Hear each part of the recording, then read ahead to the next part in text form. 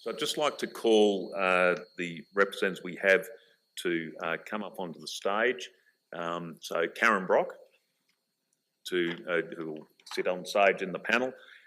Karen Brock, who, as you know, is the president of NGIA and was a member of the Structural Change Advisory Committee. We have Gary Isles, who was chair of the NGI Future Structure Committee. Glenn Fenton, who is deputy chair of the two committees, the Future Structure Committee and the Structural Change Advisory Committee. Peter Yong, who is a member of the Structural Change Advisory Committee, and Damon Smith, who you just heard from, Managing Director of Enterprise Care. Also in the audience we have Russell Cummings, who, as I said, he was the consultant for the committee that was chaired by Gary, and he was chair of the Structural Change Advisory Committee. And Estelle over there, Cornell, who was on the Structural Change Advisory Committee, who are here also to answer questions if required to be drawn up. I'll be managing this Q&A session. So if you do have a question, we ask you to introduce yourself.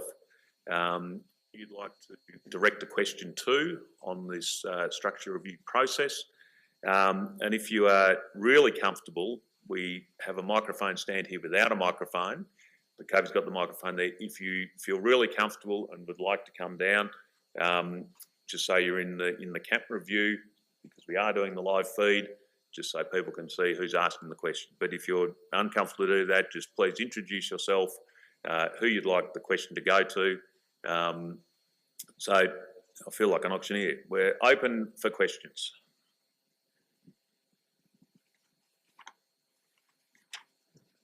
Okay. Oh, yes, Ian, thank you,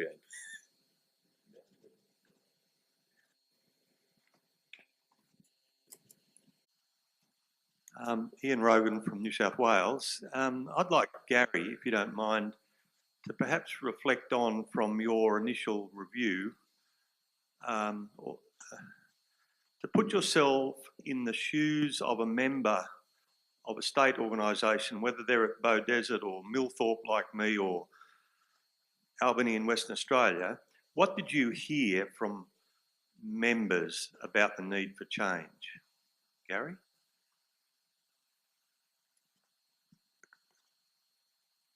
We travelled a lot. We started in Townsville and we travelled the country talking to members, talking to boards, and a lot of members were unaware of a lot of the work that was being done. And I think one of our main mantras in the whole thing was keep the member in focus. The member is the person that we wanted to look after in the whole process. And the aim was to have the change that we recommended, and the only thing the member might notice in the end is some improved service. The member really wasn't all that interested in how they got that service. It was about getting the service, and regionally, a lot of members were disenchanted because they weren't in those major silos of influence when they were out like you at Millthorpe, or Townsville was a good one. You know, they felt isolated in a lot of cases. So we wanted to put something forward that had that looked after all the members as evenly as we possibly could. Now, sure, where there's groups of members, they're going to talk and they're going to get more out of being in an organisation. But our whole theme was to look after those members and wherever they were, get the best service that we could get to them. Is that what you're looking for? Look, and I've now had 12 months off doing other things, not being so closely aligned with the structure. I don't recoil from anything we recommended. I've had plenty of time to think about it. Plenty of good comments from members, some questioning, and I'm still stand behind every page that we put in that first review. Thank you. thank you. Elaine Duncan, President for NGIQ. One of my questions is, we had 1,300 members earlier, like 4 or 5 years ago. We now have 950 members. With the current structure review, how are you planning to get that membership back?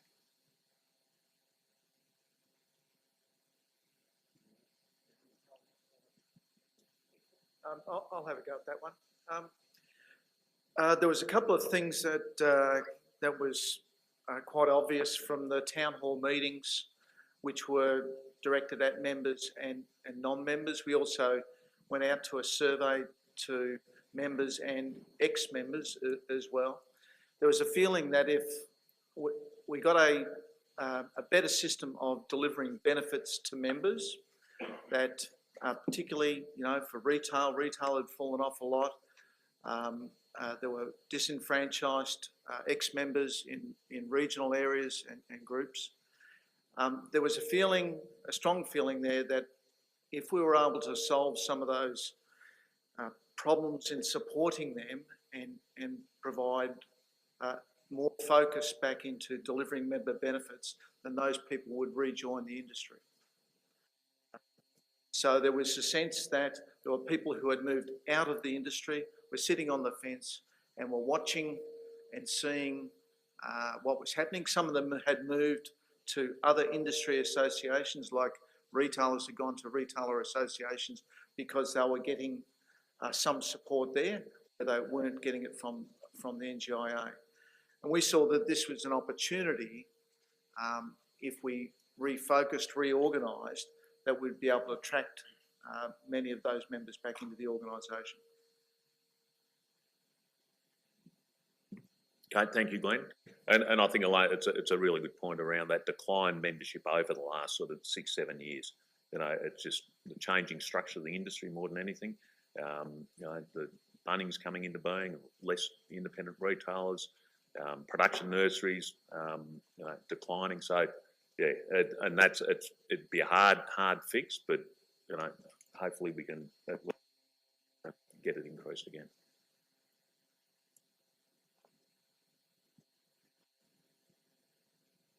Can I just add to that we saw it as an opportunity to that.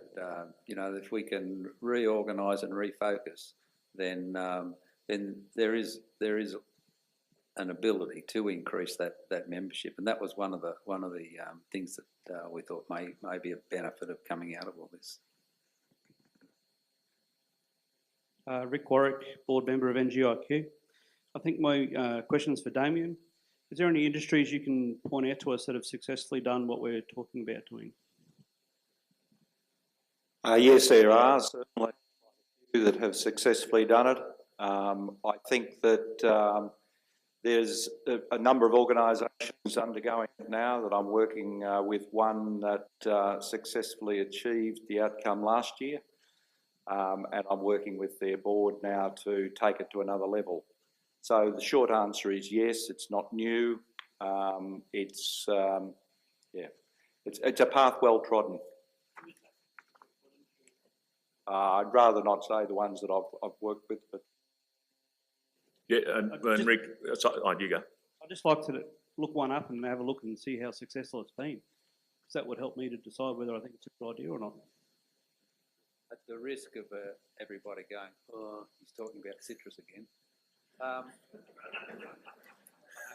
The Citrus Australia is a very successful organisation that moved from probably a more complicated model, federated model, to the single body. It's a great example. I'm obviously fairly close with that organisation, and that organisation is on fire. It was all over the place. There was lots of disunity. They were arguing amongst each other. Now it's taken a few years to settle down, but it's on fire. So talk to someone in from Citrus.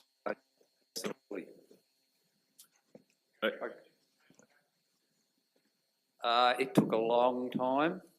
Change happened about 2012, 09, is it? There you go. Okay. Yep. Yeah. It took a long time, and yeah, but they're really operating. And Rick, sorry, Gary, you still going? I was just going to refer, Rick, to, so in the first report that came out in November 2016, that specific example around the citrus industry was one of the attachments. So if you'd like to receive, we can certainly send it to you and you can read that there. So to pick it up, and you flushed me out, there's two organisations I can mention off the top of my head. The Australian Security Industry Association, that now has a highly professional board and a hugely successful organisation. And the other one is CICA, which is the Crane Industry Council of Australia, which is also now a national body and is a very successful player in their particular industry. I just thought I'd make the comment, Hamish Mitchell, Australian Institute of Landscape Architecture in our sector went through this about 4 or 5 years ago, and the transition was extraordinarily successful, and they've nearly doubled their members since they made the change. They were hemorrhaging pretty badly, and they through a fairly solid process, they've doubled their membership in the last 3 years, I think. So it's hugely successful thing to do. I'm Peter Thorburn from Honeysuckle Nurseries in Sydney. I'm president of the Independent Garden Centre Group, and I've been a member of this association for 120 years. Actually 38 to be precise. So my question is, for the benefit of everyone, or my questions are, could you please just explain the structure again? And there's been a massive retail attrition from all the associations, and I'm wondering what in the new structure do you think, particularly I guess directed to you, Glenn, what do you think will encourage retailers back into it? The Unity model is, in its simplest form, has the headquarters, if you like, of the NGIA focused on 4 or 5 major tasks. I won't go into them specifically, but it's very much about outward looking, talking to government, protecting and growing the industry. So there's 4 major tasks there. They leave the delivery of member benefits to the regions. Those regions are still being resolved.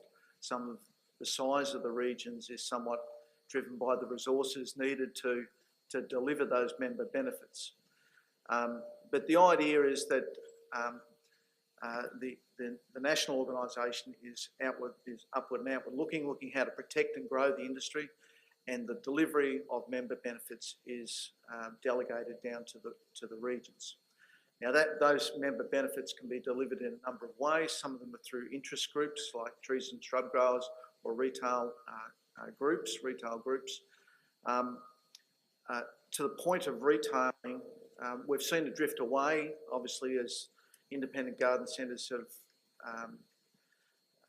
been somewhat the victims of the growth of the big boxes. We've recognised that. We think that somehow the industry has to deal with the elephant in the room, which is retailing with big boxes, because that overlaps biosecurity and a whole bunch of other things. So we can't ignore them.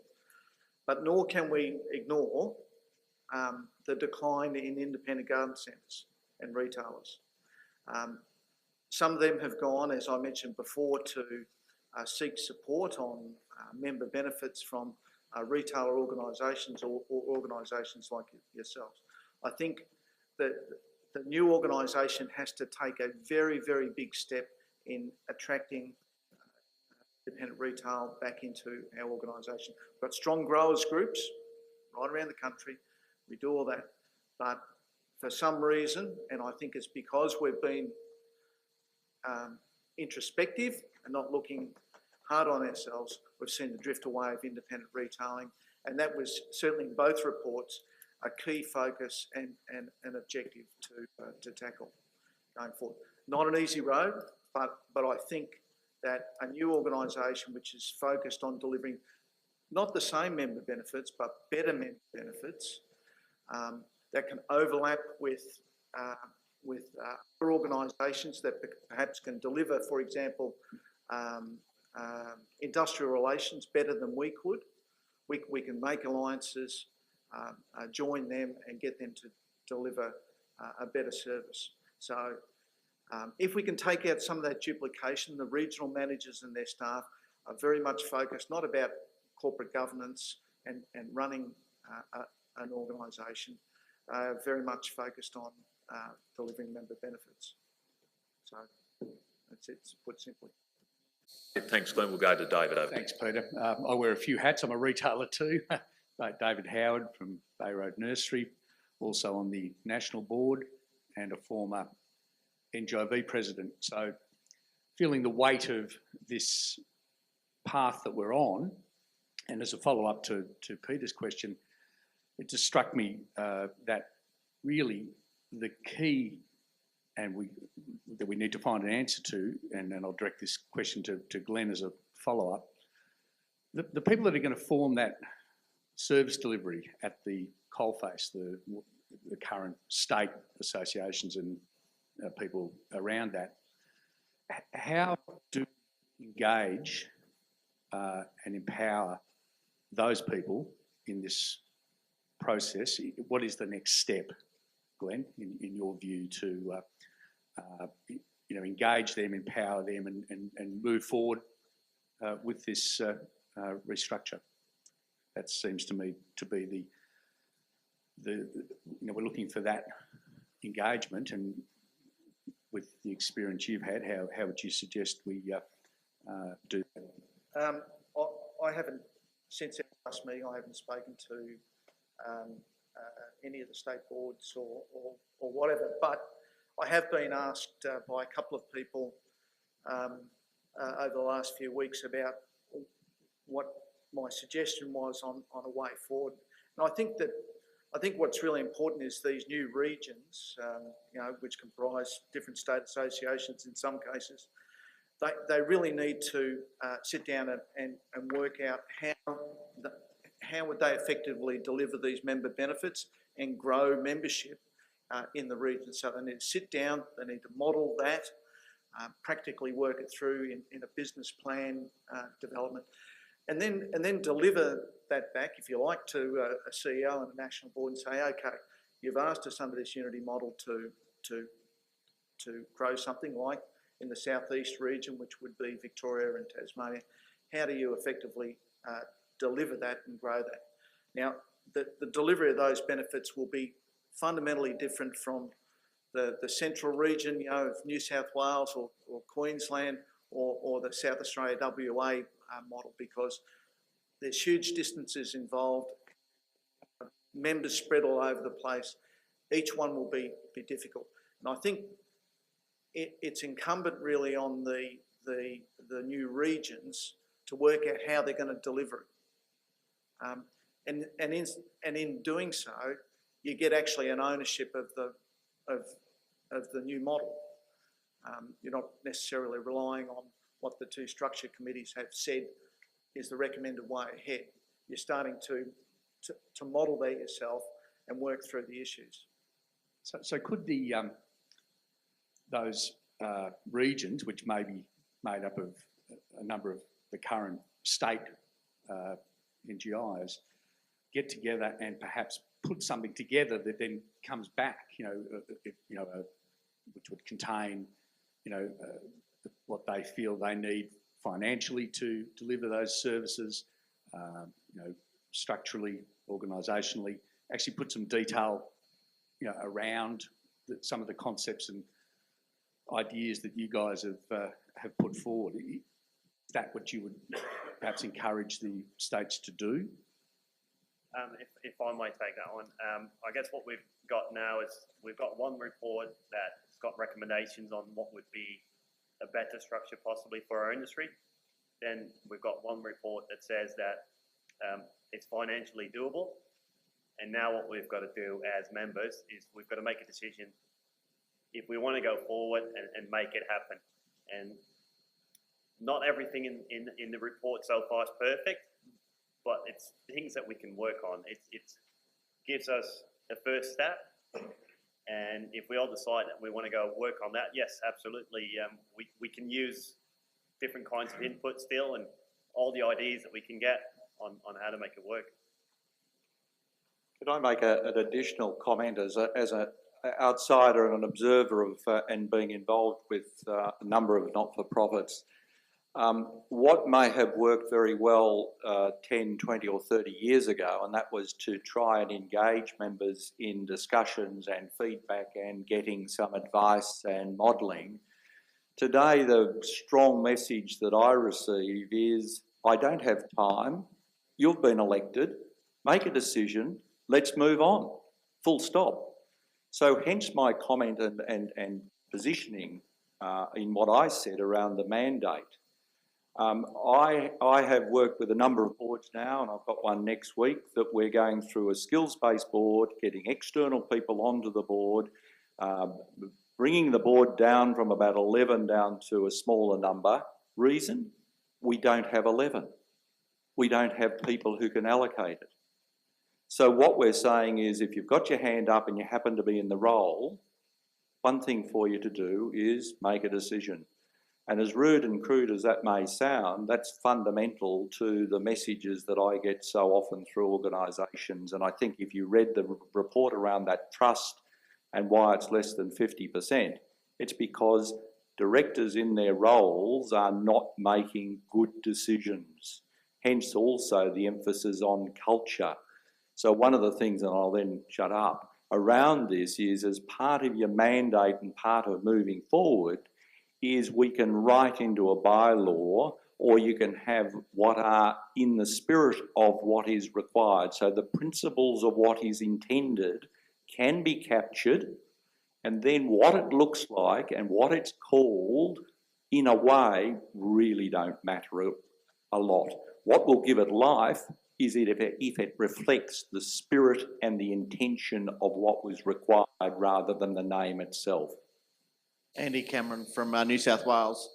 A very simple question to anybody there. We've now discussed this for 2 years. We've had the consultation. What's next and how long? Yeah. I'll take that one. So from here, we need to, we'll be working with the states further on refining a couple of questions that they have had, Andy, but it comes down to you. We need a yes or no from you.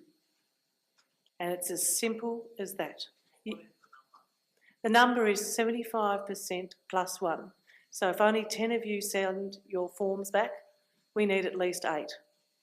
If 100 sends back, we need 76. That is the number that we require. So if you say yes, you have to, and this is what I mentioned about the brains trust in the room, and the thing that has impressed me, particularly the last 2 years in watching that these people here, I've watched other people that have been on the boards and the contributions that they've put into the conversations. These have not been whinging conversations. They have been, here is the problem, and we have a solution for you guys to consider. Now, that is the important thing. This industry has they have the answers. You're sitting on them right out there to make this move forward. We just need you to give us permission to move it forward. I hope that answers the question for you, Andy. Sonia Cameron, New South Wales. Sort of, Karen. When's the date and when's the piece of paper coming out so we can all vote? I might just ask Peter to reflect on that one. Yeah. It's what we're still doing, Sonia, and so I'm getting to almost next steps of where I was going to close the session, but we're leaving the session open, obviously. On Thursday morning, we're having another joint session of the NGIA board, state presidents and CEOs to come together to do a review and get an understanding of the feeling of the room today, and what we get any feedback from online as well. Because one of the most important things that we've kept in mind right throughout is to ensure that that all the NGI network, being NGIA and the state associations, are engaged, that there's thorough consultation, and that everyone, you know, is in agreement that we go to the step of having a vote. So from Thursday and probably over the next, you know, month or so, we'll just, you know, gauge to get a sense of if we have that. And just referring, we're looking, you know, to have a vote probably in May this year, all things being equal. So that's the timeline we're putting on that. If I can, between now and then, if you see some merit in the structure review and you would like to go ahead and look forward to that future, I still find that there's a lot of our members, our colleagues, that don't necessarily understand what it is, what it means for them. So if you see some merit in it, maybe pick up that discussion with fellow members and see if you can educate them on it. Thank you. Ian? We'll get an online question next, mate. Thanks. Yep, Ian? Can you please clarify where the financial analysis is up to? I've from the start seen merit in the possible restructure, but I've had strong reservations about the financial analyses that were initially done. Have they been redone? And if not, when will they be redone? Yeah, you're definitely not the only one who has some reservations on the finances of it. We've done a lot of calculations on that and then redone them again and redone them again. One of the bottom problems that we always run into is that the membership as it currently is just doesn't finance the association. So there's a lot of external income that we've got to find at different places, and each state organisation does that quite well at the moment. And we've all found different ways to supplement membership fees. One of the difficult problems that we had with making it one organisation is that we have to sort of guarantee that those supplemental income will still be there, and that was a bit hard. There's definitely opportunities that we see for that to continue, but very hard to guarantee that it will grow as much as we would like to. It's something that we hope for, and I think if all the members contribute like they are now, it shouldn't be a problem at all to see that grow, but hard to guarantee. So that's what we're at. Yeah, and that financial model, based on the findings of that Structural Change Advisory Committee, and the best estimate we can do for membership numbers and supplementary income, as Peter alluded to, that has been circulated to the state presidents and CEOs in time for the meeting for this Thursday, where, you know, we'll talk through it. But as you know, with almost doing any budget, it's hard to predict how it may pan out into the future. Okay, I'll just go to Matt, who has a question from online. So over to Matt. Okay, so it's come in from Ryan Eaton and comment. So obviously memberships breeds action and revenue to continue operations. How would you attract nationwide grassroots membership without a strong local presence? And he hasn't specified anyone in particular, so... Does anyone on hand, I think we've handled that to a certain extent, that financial we've got discussion.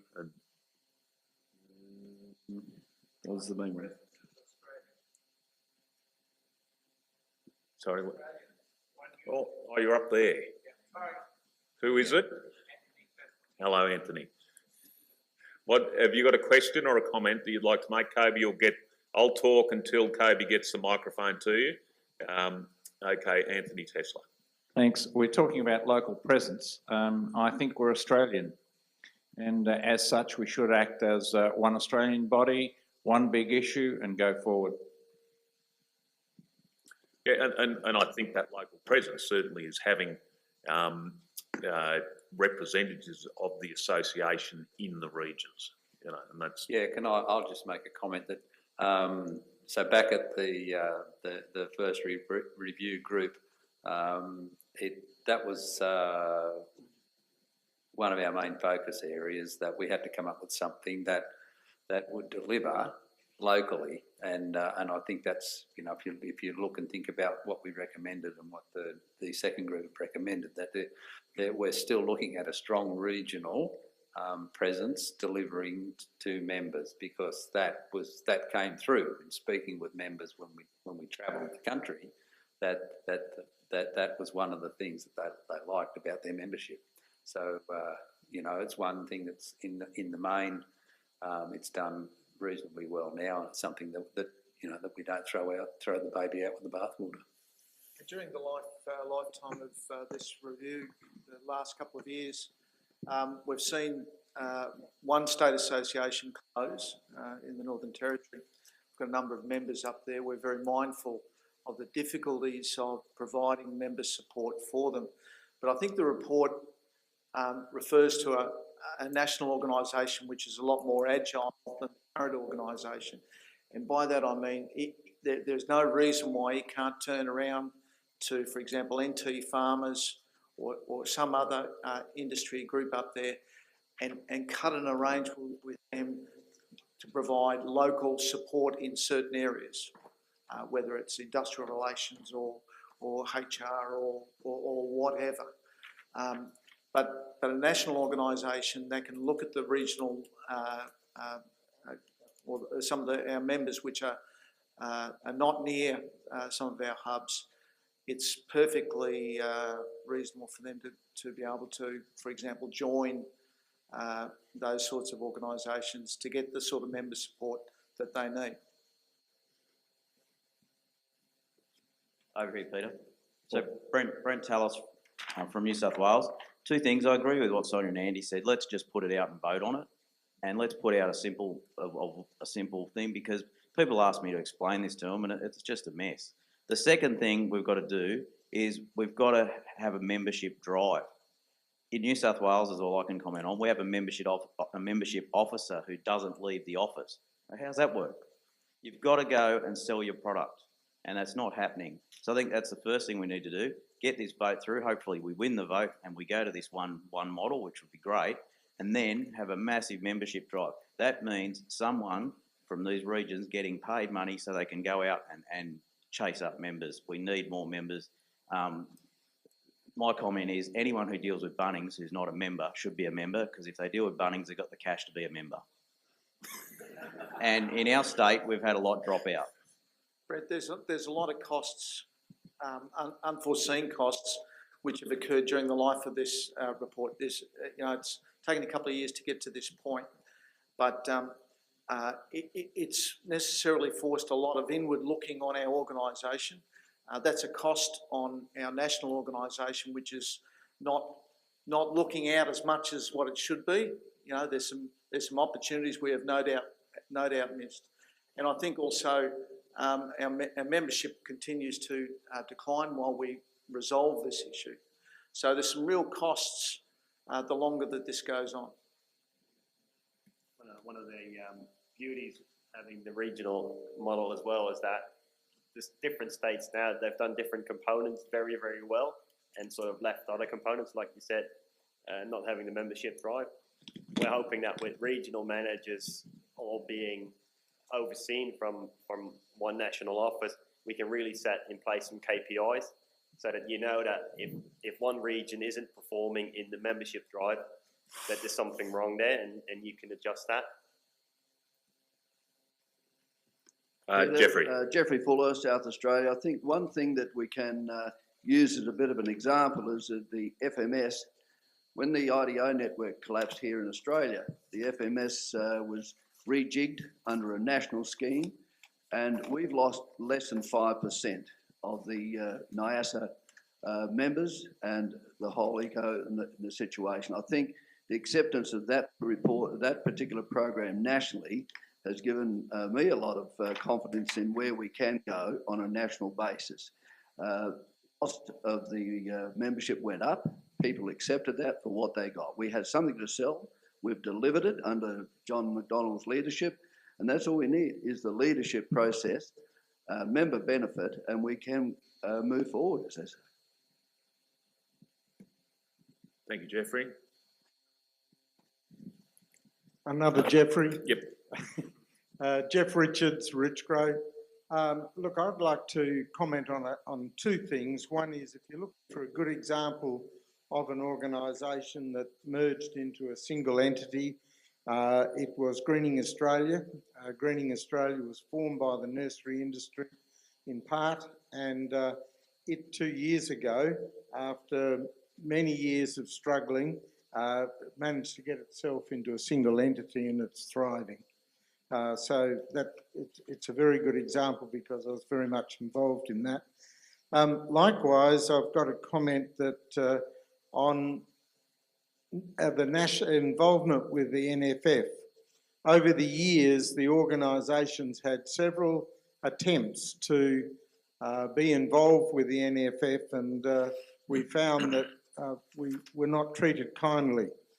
So I'd just like to warn Peter about going there wide open, because if you mentioned earlier you wanted to remain apolitical, once you get involved with the NFF, you're not apolitical. Unfortunately, we saw the last time there was a Labor government elected, the NFF just had all their money chopped off. So we have to be mindful of that.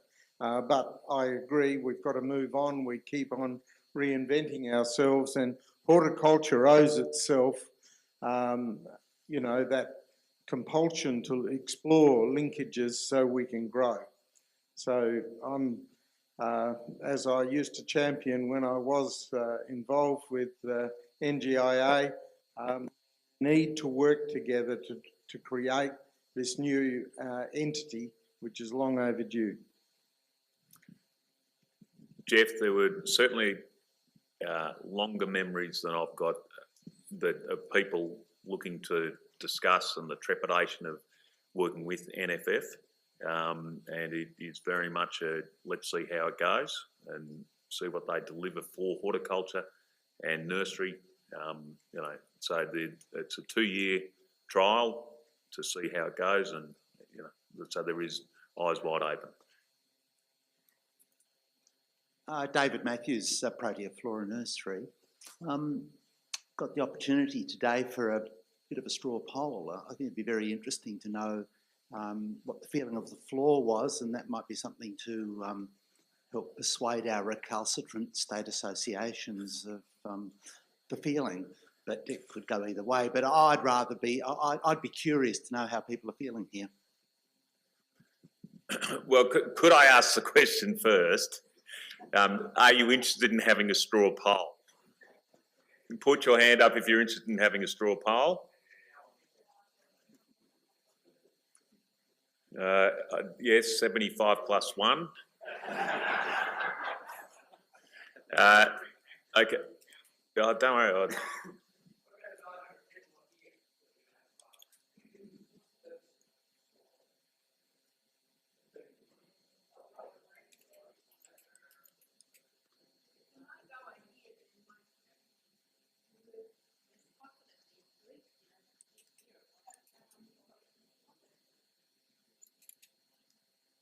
Okay, well, there seemed to be interest in having a straw poll. So if you don't want to know the result, close your eyes, as Damien said. If you feel like abstaining, you could put both hands down. So those who would vote in favour of going to a single entity, you could raise your hands as a member.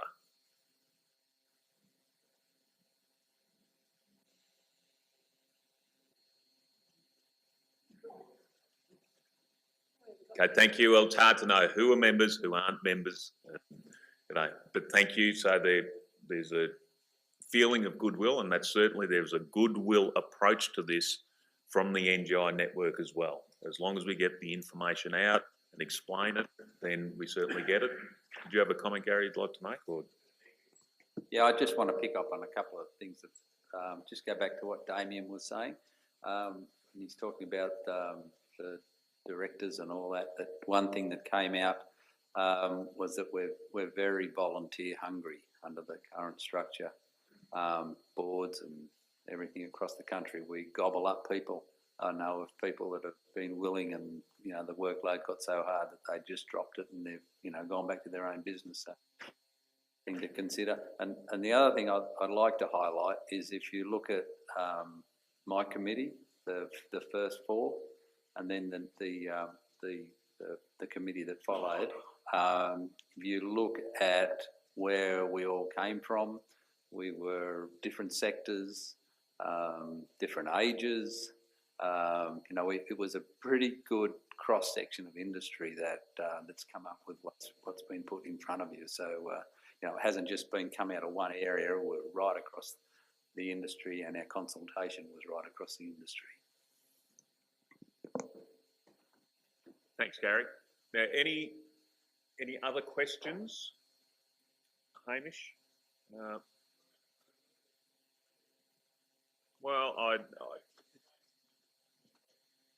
well, we don't know who's abstained and who's no. Mine's just a comment, and that is that everybody that I've known, that I was on the board when this was all started, and everybody that has done the research into this issue and has been involved in it heavily, I don't know anybody that's negative to this. I think that's the point that maybe the people that aren't in this room need to hear, is that the learned persons that have been on all those committees and things were not yes voters to start with. They were actually quite open about it, and as far as I know, all those people are actually supportive of the research that's been done, and they've actually put forward reports to say that this is the best way to go. And to quote Mr. Tallis at the back, let's just get on with it, because that's what needs to happen. Is that we've got industry experts telling us this is the way to go, and yet we've still got people that are resisting. Let's get on and do it. The sooner we get this done, the sooner we're going to benefit from it in the future. We really are struggling under this model. It needs to change. Thank you, Hamish. Craig Taberner has a question or a comment.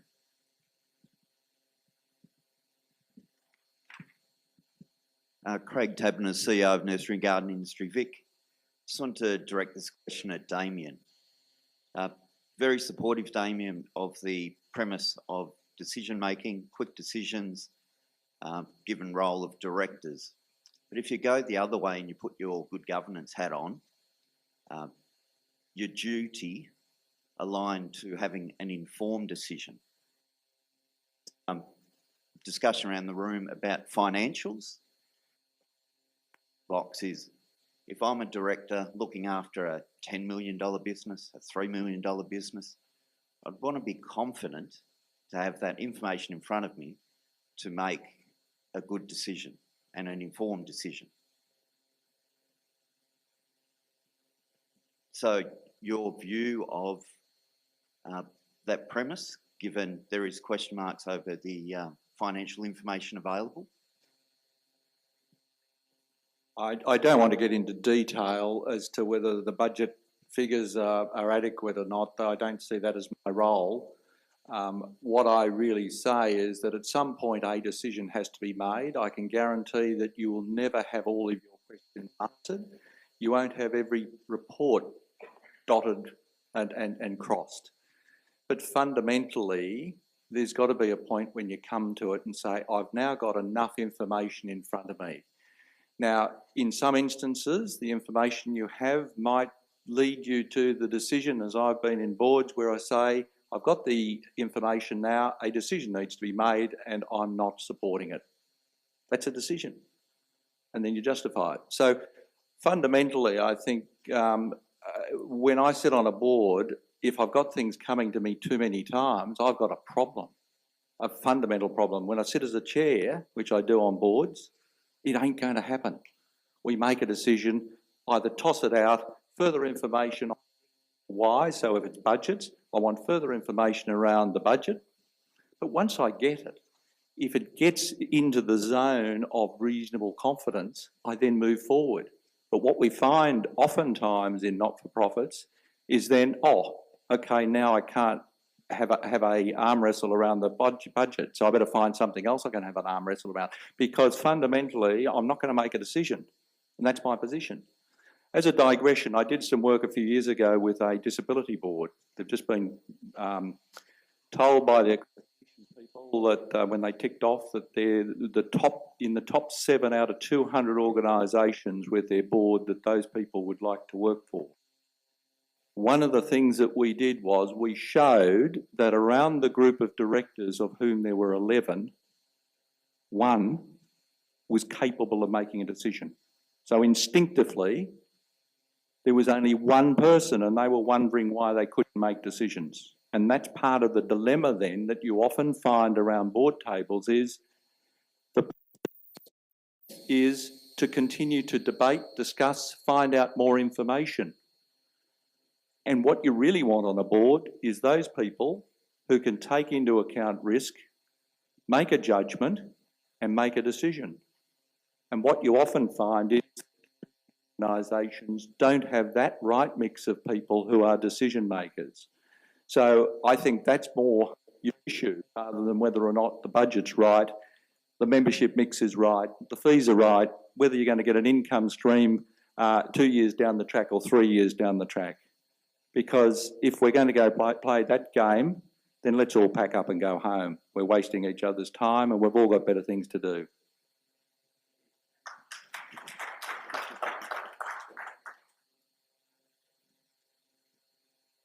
Okay, any other questions? Because in the interest of time, I don't want to stop the discussion and the questions. Everything under control there? Okay, thank you. Okay, what I would like to do then is just thank the panel for coming up. Thank you for staying and contributing, asking questions, getting an understanding of what this structure review is all about, and also in particular, thank those who have been on the committees over the last 2 years. I know Mike when he was president.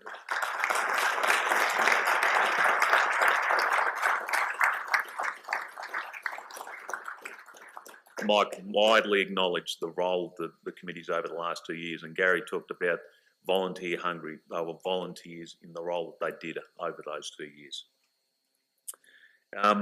So the next steps, as I said, we have a meeting on Thursday, the NGI board, state presidents and CEOs, where we'll discuss, analyse the conversation from today. And then we'll come out with a media release to members or information to members, just so you know what those next steps are. But you know, I get a sense that we've worked on this, we've churned on this for at least 2 years, probably longer if you talk to people who've been in the industry longer. And you know, something needs to happen, because I myself, and I know the state NGI CEOs as well, they spend a lot of time on this, and what we really want to do is ensure that we have the time available to deliver the benefits to members. So I'd just like to close in that I have done a little research in wanting to deliver other outputs to you. So I've just had some latest research provided to me. And this is with reference to our function this evening, and it says tipple for longer life. Drinking a couple of glasses of wine or beer a night while adding a few extra kilos in weight could be the secret to living into your 90s. So depending on how old you want to live, make that decision each night. So I'll hand back to Matt, who will finish off and close the session. Oh, wrong button. There we go. And Matt will close the session, and thank you for your attendance. Very good.